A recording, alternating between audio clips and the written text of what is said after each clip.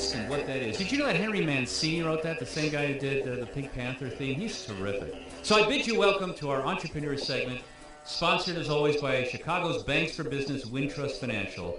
So the fun of spy movies, Bond or otherwise, are the gadgets, these things that break codes, they snoop on the unsuspecting, they get you out of jams, and basically help the spy do his thing. There is a store in Chicago where you can go and see and buy some of these gadgets that are the professional tools of secret agents and private investigators. John Frycek, he's a security consultant, private investigator himself, a detective, and a guy who owns Chicago Special Solutions on Milwaukee. That's near Harlem? Yes, it is. Would the cheesy thumbnail description of your store be spy shop? Yes, it could be categorized as that, spy shop, spy store. I want to ask you something that's been on my mind, first of all. The internet. It has become both a tool for snooping, but it's also something that has created great vulnerability for all of us out there. For insurance scams, for divorce lawsuits. You don't need to wander around back alleys and catch somebody doing, surreptitiously take pictures of them. It's all around his or her Facebook or email or Twitter. Absolutely. With the advent of the internet, women have to understand if you like good faith and you're going to put yourself on there, your date of birth, you're on Facebook, you're doing all these things, you're chatting, there are going to be people that are going to circumvent that. I mean, there are evil intent people out there who are going to grab that and possibly get your identity. So you got to be really careful and not really give a lot of wolves this proprietary. I talked to a lawyer, and she was telling me that it's the Facebook is the greatest friend for divorce lawyers. They can get so much stuff there. Even if you delete it, it can still be recovered. That is true because it's all mainframe. I think it's set back for about maybe 10 years. I mean, I understand this. As a private investigator, I have to admit, Facebook and social media is a great tool these days because there's a lot of softness that we can do on this. We can, see if we don't have a person's picture, chances are they're on Facebook are great. We just go on there and put in a name and poof, you got a picture. Yeah, and then there are all those sites that you can pay for, but it still gives you sort of deep dive access to records. Absolutely. And again, social media is great. It really joins a lot of people together, as well as getting a lot of divorcees together back in high school. I mean, people hook up after all these years. So there's a lot of trials and tribulations with it, but it's still a great tool. Now, in this segment, we usually talk about the struggles and the triumphs of how businesses get up and running, but I have to ask you, John Frycek, with this business that you run, I want to know about some of the stuff you sell. Impress me. What is the coolest, latest, neatest, funkiest, wildest thing that'll make my eyes pop? Well, technology is forever changing, and we take a direct and proprietary interest in people's security, business security, and we offer the latest and greatest in CCTV, covert security cameras, theft prevention aids. We do a lot with covert tracking systems for people who are misbehaving. Talk about a device. Is there some little pocket doodad? A lot of people really pay attention to their privacy today. So we sell bug detection units. Okay, so if people think they're being eavesdropped on either by Remember the conversation, Gene Hackman? Absolutely. That was the big fear he had, that there was a bug in the room and he tore the whole place up. If he had your gadget, he probably could have found it in an instant. What? He could have done it. But it wouldn't have made it for a very good movie. No, it wouldn't. It was very animated, I must say. But in terms of gadgetry, I mean, we have a lot of great things that will give people great peace of mind, give them stable thoughts. And if they're being eavesdropped on by a competitor, like before 9/11, economic espionage was huge in America. Huge. With the Chinese government or other foreign nationals, what they're doing, they're spying on us, on our good faith, to try to take our ideas. And guess what? They're still doing it. You heard about the Chinese grab of all of that technology of our latest fighter weapons, fighter planes? I mean, that was a gut in the solar plate. It's terrible. Horrible. It's terrible. That they now know how a lot of, they basically have the blueprints, it sounds like, of some of our most sophisticated weapon systems. It's very scary because, they want to do it. They want to find out what we're all about. And again, the internet was put together, of course, back in the 70s. It was for good intent. Now it's for evil intent because they're trying to capture our proprietary secrets. And we have to really be, vigilant in protecting our proprietary things. So, hey, security is a necessary evil. It always has been. It doesn't promote productivity or finances. It doesn't. It's just people take chances by saying, do we need a rug cleaner or do we need security? They often say, let's get our rugs cleaned because security is probable. It's going to happen or not.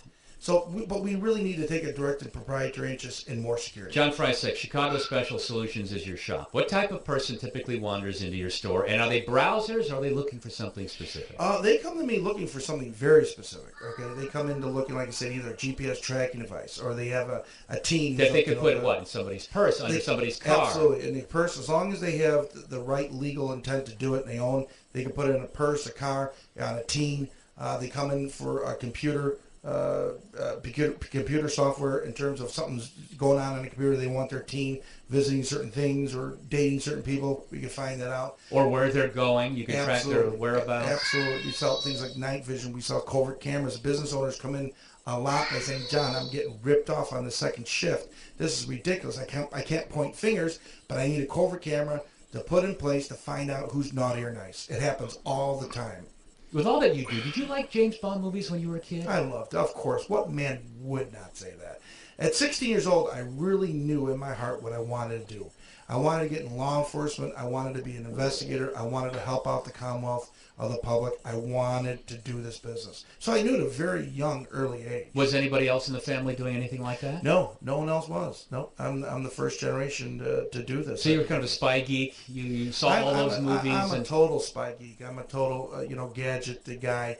Also being a licensed private investigator too, it's a two-step situation. When people come in, we offer direct resolve for their personal, intimate, and business problems as well. With all that you do, why did you feel you had to open up a store?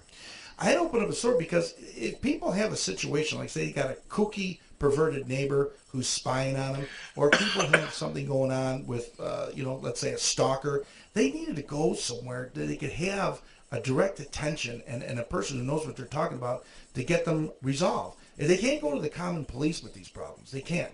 The police could be there sight on scene, protect the whole Commonwealth of the public, but a private investigator and security consultant will take a direct proprietary interest in their problems. And we'll get them resolved. Mr. Frycek, you're going to be in a new television series? What is this? I am. It's not, the name hasn't really been discussed as of yet of what the series is going to be called, but look for it probably in early winter or midwinter. There's going to be... Can you tell the network or the cable network? Not yet. I'm kind of like binded under contract to say that, but it's going to be an exciting program. I think all should really have fun in watching. All right. Well, what is it going to be about? It's going to be about private investigations. It's going to be everything in the private investigation world, and business. What is your role? My role is the chief operating, the detective. So it's your store. Staff. It's my store. You're not like behind the scenes consultant on the show or something. No, I'm going to be a direct, I would say, for lack of better words, actor in it, and it's going to be a reality show. It's going to be based on 27 years of all my business and personal dealings with the public in terms of investigations. It's going to be crazy. It's going to be a big watch. Give me some anecdotes. Not too long ago, I had an older gentleman, honest to God, 86 years old, come into my office unannounced, no appointment. He said, "I'm in love with a woman from 1944. I went off to the ward. I did this. I loved her. I've been divorced twice, and I'm now a widow. I never forgot about Margaret," and he loved her. It took me 2 days. I found her. She was in a nursing home. And believe it or not, they were in the same state. I got them together. And even though she had a debilitating illness, they still got together. It was his burning love of his life, and I solved that case. And that was quite a long time ago.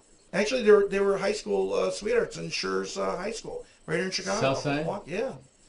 And, so different things like that we'll find out.